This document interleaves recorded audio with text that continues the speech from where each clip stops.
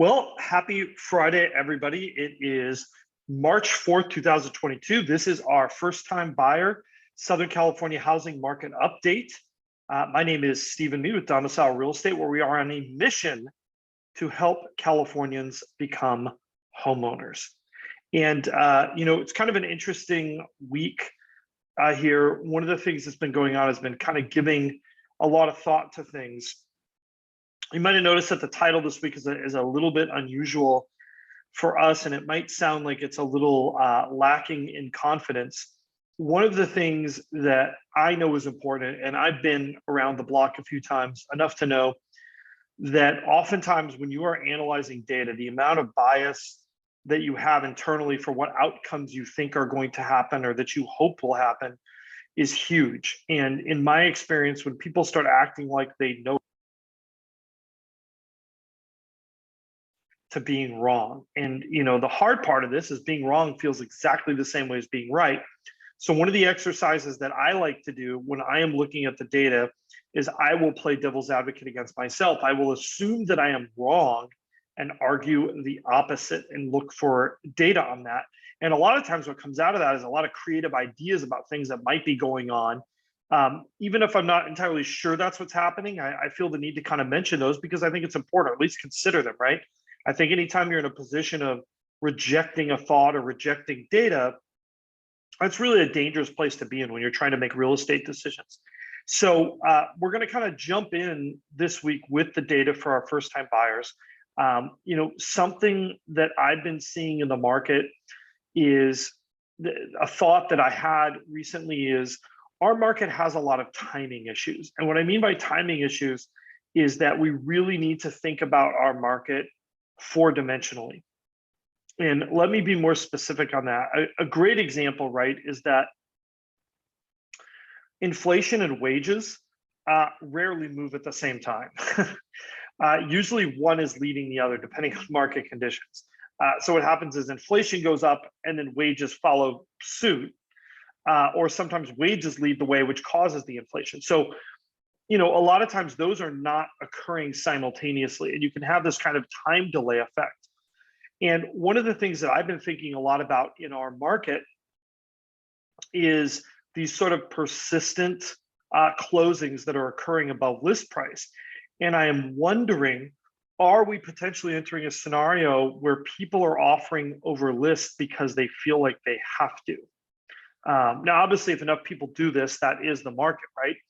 But what if there's a home with only one offer on it and the person just wrote an offer $50,000 over list price? Is that happening in our market? Are we seeing that in our market? And some of this data is elusive, right? It's difficult to get our hands on that quantitative data to see, is that an effect that's actually happening? And as our market starts to absorb these interest rate increases, and I think absorb is maybe a good word to use right now, it does kind of send us back looking at these fundamentals of affordability. Do we see trouble on that horizon? I think whenever we reach sort of a new affordability level, we have people screaming, this is unsustainable, this can't happen. And I think sometimes people, especially those who are frustrated, are almost willing for a market crash, right? They want to believe that that's going to come so that they can buy a house. I still am not seeing that in the fundamental data, but I have been thinking, is it possible that some of the bidding strategy we're seeing on homes right now is a result of sort of psychological constraints of buyers? They just assume they will pay over list price because that's what's been happening. So those are the offers that they're writing because they are so tired of not getting houses that they're doing, whatever it takes. I don't think that's where we are yet, but I think it's good to think about these things and be on the lookout for these things in a market so that if a change is happening, we're actually able to recognize it, right? Because if we're not having those internal thought conversations, then we're not able to really see those market changes. So let's go ahead and jump into the stats a little bit here. So we've got our closed prices. Again, for those of you who maybe have recently started watching us, we look at what's called the first quartile. And that's basically if the median is the midpoint between the cheapest and the most expensive, the first quartile is the midpoint between the cheapest and the median. And we do that because that's kind of a good approximation for entry-level housing.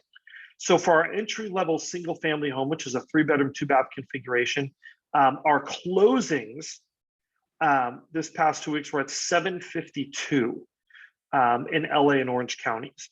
And just as a reminder, again, if you're new to us, this data isn't perfect. This data is inherently 4 to 6 weeks old because it's based on when those contracts were signed, which was 4 to 6 weeks ago. The present market might be a little different. We are seeing a drop here in the condo market, which is for us a 2-bedroom, 2-bath down to 540. But I want you to look at the trend line here. We had a huge jump last week, and yeah, it's retreated a little bit, but it is still sort of a net up over the last few months. I mean, really that condo growth has been very interesting and accelerated a bit since the beginning of the year, that condo growth and prices. And that's really a recurring story that we're seeing, that our condo market is fundamentally different than it was a year ago. Now, looking at our total monthly payment, this is based on present interest rates, 5% down, including mortgage insurance, property taxes, an HOA fee in the case of our condo. We're actually bumping against our upper limit here of 4,500. We need to reset that boundary for entry-level single-family home, and we're around 3,500 here for our entry-level condo. If you've been watching rents, especially for single-family homes, have been rising, and especially for multi-bedroom condos and multi-bedroom apartments have been rising. So one of the things that I think we like to track, and we might revisit this.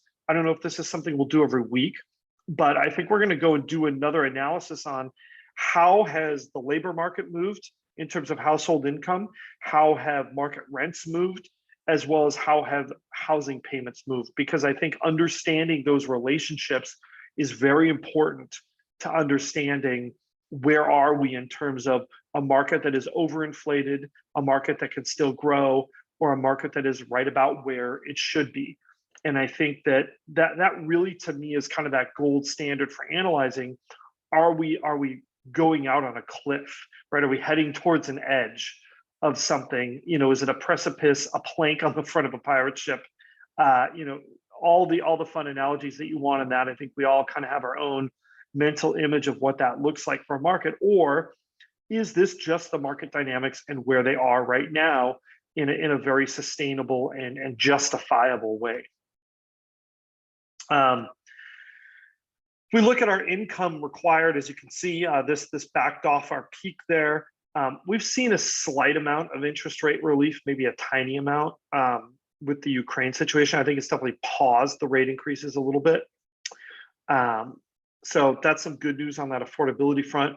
If you look at our absorption rate, we're here 87% for our entry-level single-family home and 83% for our entry-level condo.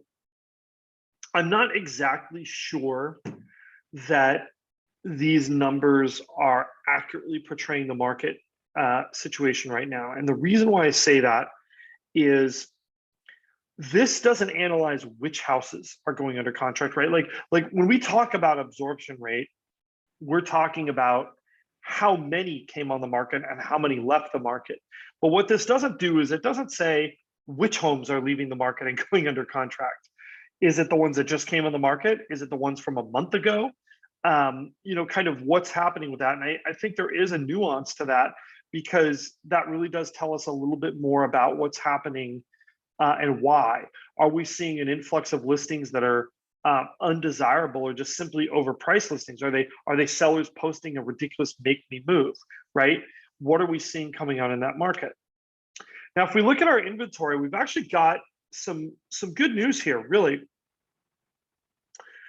Our entry-level single-family home inventory has grown, and it is almost up to a level that's similar to where we were at this point last year. So while last year it took a nosedive and sort of settled here under 1,200 units, we have been steadily rising since the beginning of the year this year.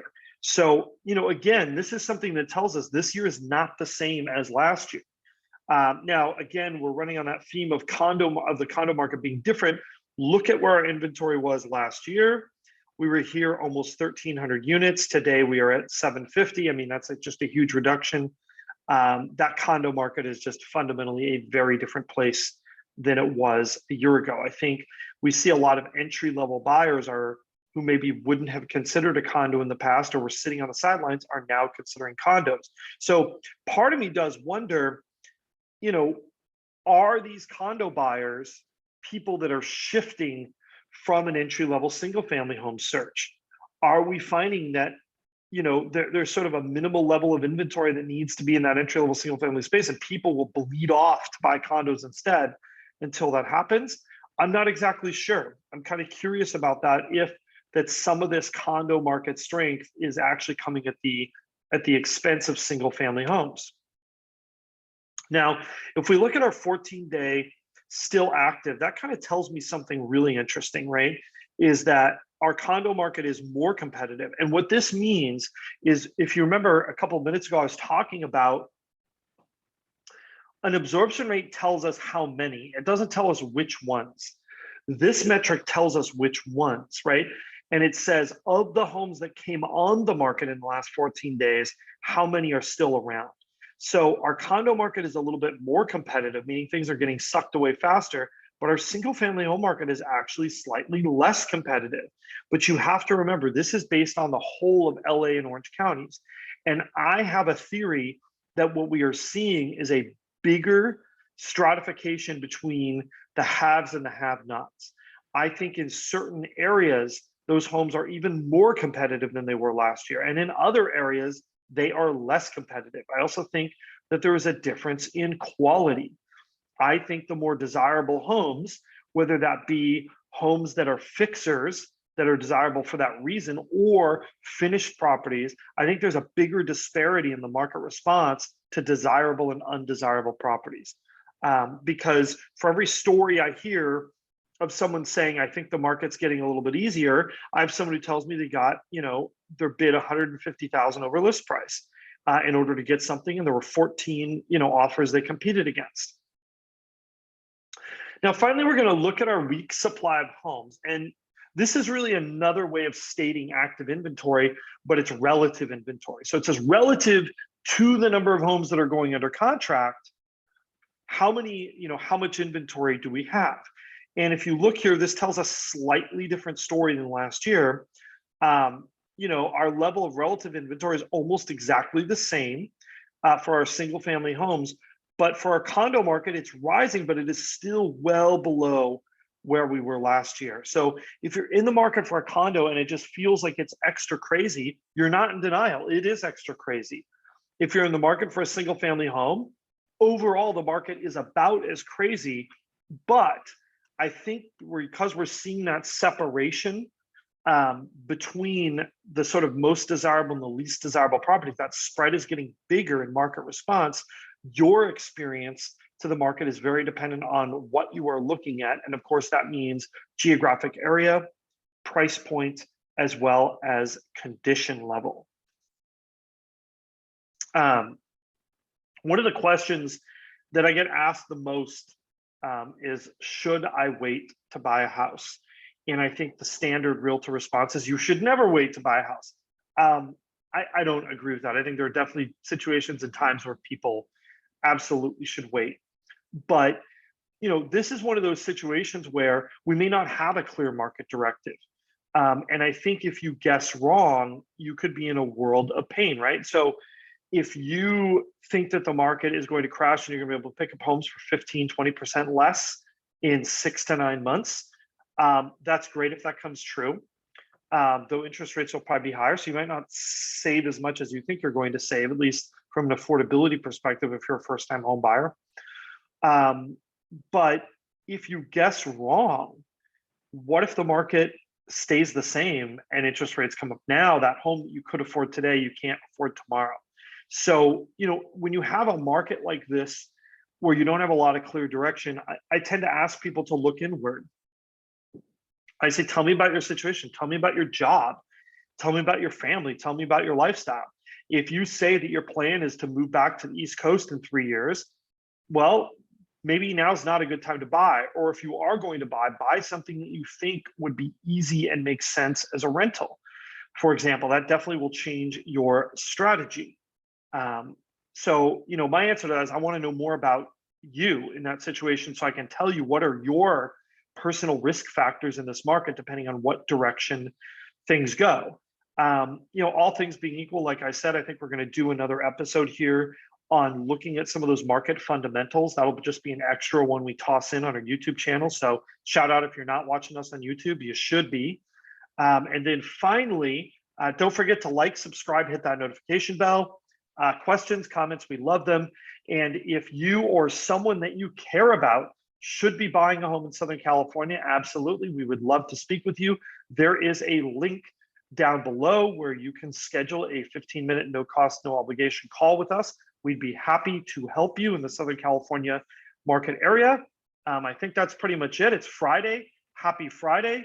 A new Tears for Fears album came out last week and it's good.